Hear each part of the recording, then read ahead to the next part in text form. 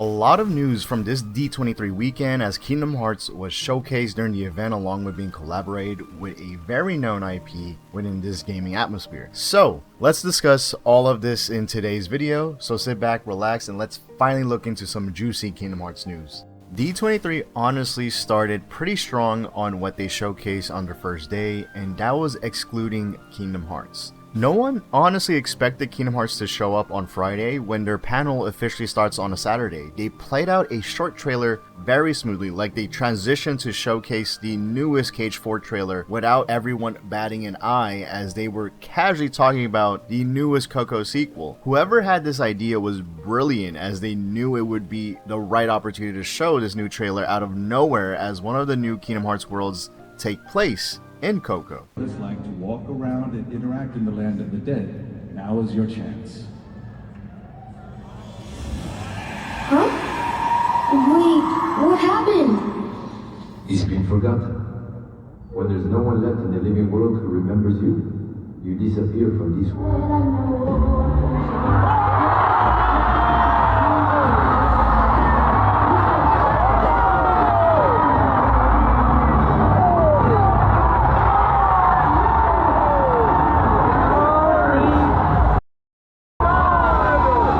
And although I wasn't there live, I wasn't expecting a pinch of Kingdom Hearts on that day, especially with how they've been showing crumbs, snippets of this damn game throughout the years. So to finally see the game look very polished, and to have a Coco reveal where the game is very vibrant, colorful, and beautiful to see all around when being in this world, makes me really excited to see how the other places will look in Kingdom Hearts 4. I do want to note that they also showcase an extended version of this trailer literally within the next day on the Kingdom Hearts panel, and what I really notice is how great the lighting is in this game compared to how FF7 Rebirth and Revelation is. To be fair, the Final Fantasy VII Remake series is being created very quickly compared to Kingdom Hearts 4. Also, these Final Fantasy VII games are being ran on the Unreal Engine 4, which is considered an old engine at this point, while Kingdom Hearts 4 is being ran on a whole new engine within this generation. Regardless, both games look beautiful in their own ways. I'm just very surprised with how Kingdom Hearts 4 looks,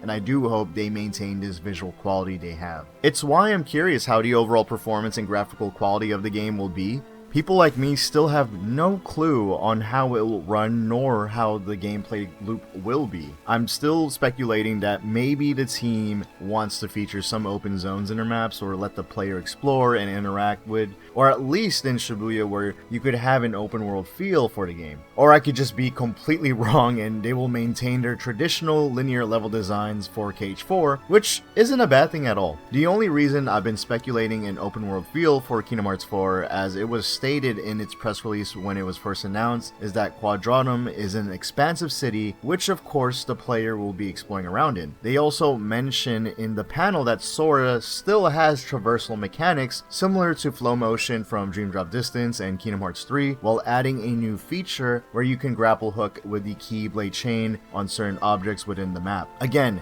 this is all pure speculation, but this clearly is meant for movement across the map than using it in battle scenarios, as San Francisco literally had a lot of verticality, platforming, and air stepping around that map in KH3. But I hope these mechanics are much more meaningful in Kingdom Hearts 4. I'm not going to discuss much about the panel, as they were pretty much just appreciating and celebrating Kingdom Hearts as a whole, but what I found interesting was the talk around the release date. As you know, the trailer has stated that it will be released in late 2027, and the co-director Tayasue doubled down on that statement, saying he is very confident on having a release for 2027, as he also states that the development is going very smoothly. And Nomura chimed in saying the same thing, as he saw online that the public thinks they will eventually delay that release window, but he literally also stated, to get the record straight with everyone, that the game will release in 2027, which is absolutely great news to hear from him. What I'd like to say is I would like to thank everyone for their patience. At this year's D23, we're finally able to announce a release date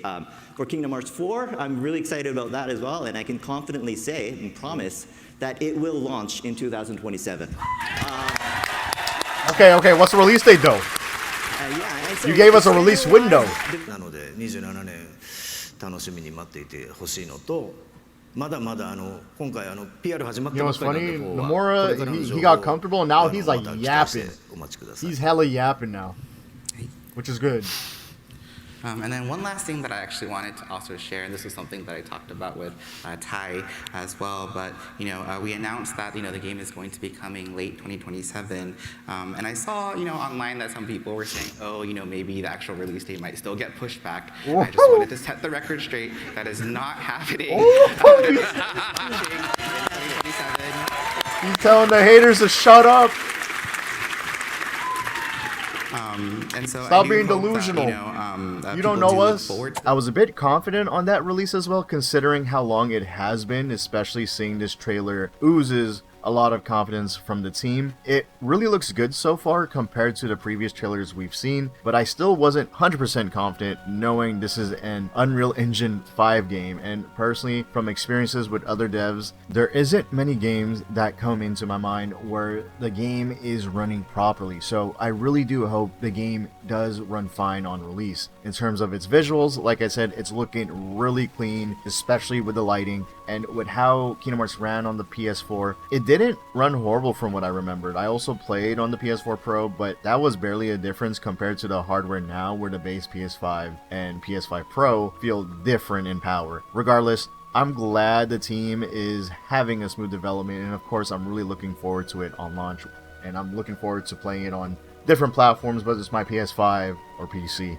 Also, a new render of Sora in Kingdom Hearts 4 has appeared during D23 weekend, as this render was shown in a Japanese site that covers video games, and man, it's crazy how far we came to see a more realistic or modern Final Fantasy-esque design of Sora. It's honestly how I envisioned the future of Kingdom Hearts 20 years ago, and I always love how they did their CG back in the day, whether it was Kingdom Hearts or Final Fantasy. I loved how their art style was, so to see it casually as in-game graphics is kind of a dream come true, and I'm pretty sure Nomura wanted to see this for Kingdom Hearts as well, especially when you have beautiful CGs like that back in the day. It's like, why not make this as the current in-game graphics of modern Kingdom Hearts and Final Fantasy games, right? I also had this same reaction for the Final Fantasy VII Remake as it was first released back in 2020. The graphics and the art style are on par with their movie Advent Children during the 2000s, or maybe FF7R's graphics are just slightly better in terms of its fidelity and art style.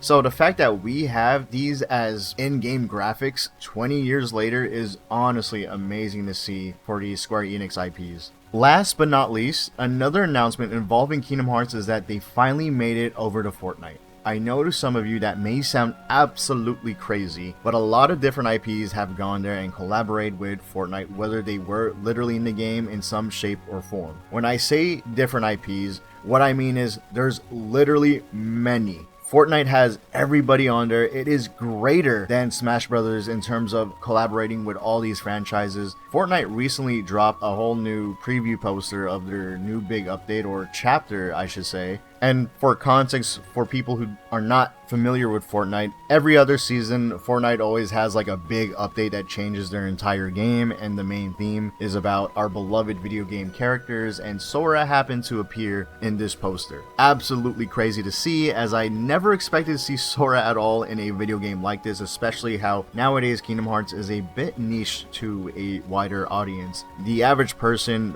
wouldn't really know what Kingdom Hearts is, and this is a clear indicator that Square Enix has come full marketing when it comes to Kingdom Hearts 4. Now, we don't have a lot of information about what Fortnite will necessarily do with Kingdom Hearts, whether it will have a special in-game event or have a rare item spawn, like having a Keyblade weapon during the Battle Royale. They showed a new trailer on what they'll be doing with this upcoming chapter, but Sora is not to be found anywhere, neither has Fortnite spoke about it. We still have no clue on what Epic Games will be cooking with, but I hope they decide to do something special, especially how this is technically a big franchise they are working with. As someone who actually loved playing Fortnite since it came out, I haven't played this year or so. It's been quite some time, but I think this is a great addition on what Fortnite is having. Not because I love Kingdom Hearts, but this is a great exposure overall for the Kingdom Hearts IP, while Fortnite could shake things up a bit as they normally do.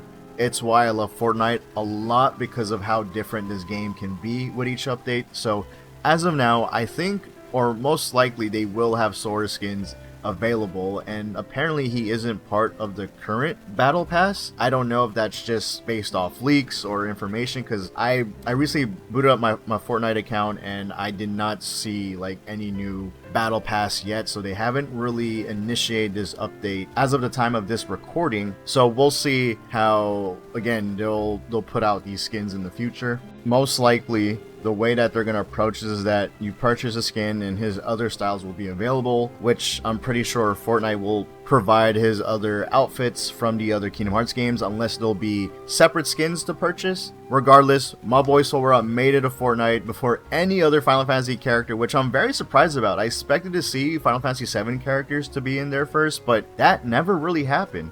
I still hope that day comes though, but as of now, I do hope Fortnite decides to make a little special event, at least for Kingdom Hearts, when they start to release the Sora skins or skin out there, as it has been leaked for quite some time, especially having a Keyblade as a potential weapon for the Battle Royale. We'll see how this overall theme will be for this chapter and how it will be played out. Another thing I want to mention, that within this poster showing all the video game characters, or majority of them in Fortnite, the render of Sora and his Keyblade is shown, while his certain Keyblade he is wielding has a Fortnite llama keychain instead of having the Mickey Mouse emblem being attached to it. Not sure if this is a design choice or if Disney just doesn't necessarily want a Mickey Mouse emblem near guns in this game. It kind of doesn't make sense, or it hits a double standard as their other Disney IPs are in this game. Also, Smash Bros. Ultimate has the original Keyblade in that game that has a lot of weapons involved, as it's a full-on fighting game. My little theory is that the Keyblade is a weapon that you could obtain during the Battle Royale.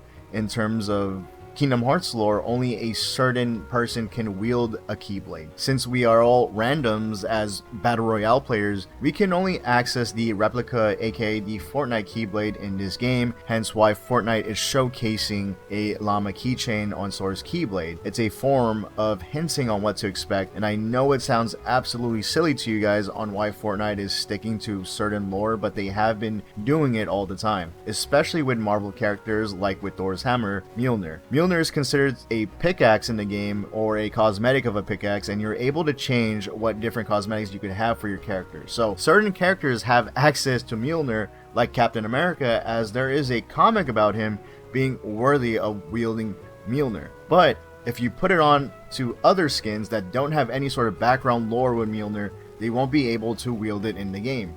It's why I believe there may be tiny details when it comes to Sora's character and the way that other people can wield this certain Keyblade with the llama chain on it. It's exciting times to be a Kingdom Hearts fan, and I'm absolutely looking forward to all of this to come soon. Remember to drop a like and subscribe for more Kingdom Hearts news, as I'll do my best to be on it ASAP. These videos do take some time to make, but thanks for the support in previous Kingdom Hearts videos. Comment down below your thoughts so far based on this D23 weekend, and based off all the news we've received, it seems like we'll be eating a lot for Kingdom Hearts content very soon. But before I really wrap up this video, I just saw the news about Hayden Panettiere, who is the original voice actor of Kairi in the Kingdom Hearts series, which her last game was Dream Drop Distance, that released on the 3DS. And I hate how I'm reporting about this. This is such unfortunate timing, as everyone is celebrating when it comes to Kingdom Hearts. Especially how I really wanted her up there with Haley Joel Osment and David Gallagher during the D23 panel for Kingdom Hearts, as they were performing the final scene of Kingdom Hearts 2 live in front of an audience. Their performance was great and a nice way to close off the panel, but I said this live on stream that they are really missing Hayden for that beautiful scene that they just performed. I really wanted to see her up there, be with the other voice actors. It didn't feel right without her. But from what has been reported in media outlets, she has recently passed away. It's unknown so far on her cause of death as of this recording, but this news was very, very heartbreaking to read, as I loved her as an actor, admired and appreciate the work she has done in Kingdom Hearts and outside of it. A part of me has been broken when hearing her pass away so soon. So as someone who loved her and seeing her perform as Kairi in Kingdom Hearts, I want to share one of the most memorable scenes she performed, which has touched me dearly since I was a kid. Here's the scene. thinking of you wherever you are. We pray for our sorrows to end, and hope that our hearts will blend. Now I will step forward to realize this wish. And who knows? Starting a new journey may not be so hard.